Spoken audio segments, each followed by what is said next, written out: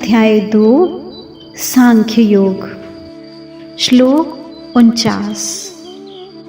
श्री भगवानुवाच दूरेण ह्यवरं कर्म बुद्धियोगात् धनञ्जय बुद्धो शरणम् अन्विच्छ कृपणः फलहेतवः।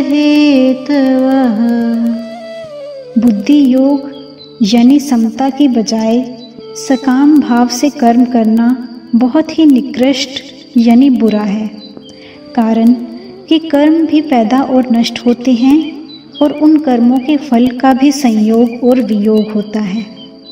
लेकिन योग यानी समता हमेशा है, उसका कभी वियोग नहीं होता, उसमें कोई विकृति नहीं आती। इसलिए समता की बजाय सकाम कर्म बहुत ही निकृष्ट हैं। संपूर्ण कर्मों में समता ही श्रेष्ठ है। समता के बिना तो मात्र जीव कर्म करते ही रहते हैं और उन कर्मों के परिणाम में जन्मते मरते और दुख भोगते रहते हैं। कारण कि समता के बिना कर्मों में उद्धार करने की ताकत नहीं है। कर्मों में समता ही कुशलता है। अगर कर्मों में समता नहीं होगी तो शरीर में अहंता ममता हो जाएगी और शरीर में अहंता ममता होना ही पशु बुद्धि है। भागवत में शुकदेव जी ने राजा परीक्षित से कहा है, त्वं तु राजन मरिष्येति पशु बुद्धि में माम जहि। यानी हे राजन, अब तुम ये पशु बुद्धि छोड़ दो कि मैं मर जाऊंगा। दूरेण कहने का मतलब है कि जैसे रोशनी और अंधेरा कभी एक साथ नहीं हो सकते, ऐसे ही बुद्धि योग और सकाम कर्म भी कभी एक साथ नहीं हो सकते। इन दोनों में दिन रात की तरह महान अंतर है। कारण कि बुद्धि योग तो परमात्मा की प्राप्ति कराने वाला है और सकाम कर्म जन्म मरण देने वाला है। तो बुद्धि यानी समता की शरण ले। समता में निरंतर स्थित रहना ही उसकी शरण लेना है। समता में स्थित रहने से ही तुझे शरीर में अपनी स्थिति का अनुभव होगा। कर्मों के फल का हेतु बनना बहुत ही बुरा है। कर्म, कर्म फल, कर्म सामग्री और शरीर आदि के साथ अपना संबंध जोड़ लेना ही कर्म फल का हेतु बनना है। इसलिए भगवान ने 47वें श्लोक में माँ कर्म फल हेतुर्भू कहकर कर्मों के फल का कारण बनने में मना किया है। कर्म और कर्म फल अलग है और इन दोनों के बिना जो नित्य तत्व है वह अलग है। वह नित्य तत्व अनित्य कर्म फल के आश्रित हो जाए, इसके समान बुरी बात और क्या होगी। योग की बजाय कर्म दूर से ही बुरा है, यानी कल्याणकारक नहीं है।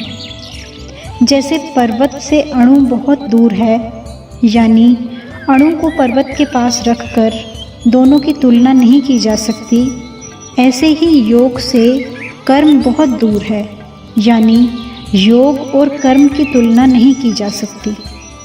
कर्मों में योग ही कुशलता है। योगः कर्मसु कौशलम। इसलिए योग के बिना कर्म निकृष्ट है, निरर्थक है और बाधक हैं। कर्मणा बध्यते जंतुः। योग की प्राप्ति कर्म से नहीं होती बल्कि सेवा त्याग से होती है। इसलिए कर्म योग कर्म नहीं है। कर्म योग विवेक प्रधान साधन है। अगर सेवा त्याग की प्रधानता न हो तो कर्म होगा, कर्मयोग होगा ही नहीं। समता तो परमात्म तत्व की प्राप्ति कराने वाली है, पर सकाम कर्म जन्म मरण देने वाला है। इसलिए साधक को समता का ही आश्रय लेना चाहिए, समता में ही स्थित रहना चाहिए। समता में स्थित होने से वह दीन नहीं रहेगा, लेकिन जो सकाम भाव पूर्वक यानी अपने लिए कर्म करता है वह हमेशा दीन बंधा हुआ ही रहता है। गीता में कर्मयोग के लिए 3 शब्द आए हैं, बुद्धि, योग और बुद्धि योग। कर्म योग में कर्म की प्रधानता नहीं है बल्कि योग की प्रधानता है। योग बुद्धि और बुद्धि योग तीनों का एक ही मतलब है। कर्म योग में व्यवसायत्मिकता बुद्धि की प्रधानता होने से इसको बुद्धि कहा गया है और विवेक पूर्वक त्याग की प्रधानता होने से इसको योग या बुद्धि योग कहा गया है। ध्यान योग में मन की और कर्म योग में बुद्धि की प्रधानता है। मन के रोकने में स्थिरता और चंचलता दोनों बहुत दूर तक रहती हैं, क्योंकि इसमें साधक मन को संसार से हटाना और परमात्मा में लगाना चाहता है। मन को संसार से हटाने पर संसार की सत्ता बनी रहती है। ये सिद्धांत है कि जब तक दूसरी सत्ता की मान्यता रहती है तब तक मन को रोका नहीं जा सकता। इसलिए समाधि तक पहुँचने पर भी समाधि और विरोध में खड़े रहने की ये दो अवस्थाएं रहती हैं। लेकिन बुद्धि की प्रधानता रहने पर कर्मयोग में विवेक की मुख्यता रहती है। विवेक में सत और असत दोनों रहते हैं। कर्मयोगी असत वस्तुओं को सेवा सामग्री मानकर उनको दूसरों की सेवा में लगा देता है, जिससे असत का त्याग शीघ्र और सुगमता पूर्वक हो जाता है। मन का रोकना लगातार नहीं होता, बल्कि समय समय पर और एकांत में होता है, लेकिन बुद्धि का एक निश्चय लगातार रहता है। पहले के श्लोक में जिस बुद्धि के आश्रय की बात बताई गई है, अब आगे के श्लोक में उसी बुद्धि के आश्रय का फल बताते हैं। अगर आपको अच्छा लगे तो इस चैनल को सब्सक्राइब करें और बेल आइकॉन पे प्रेस करें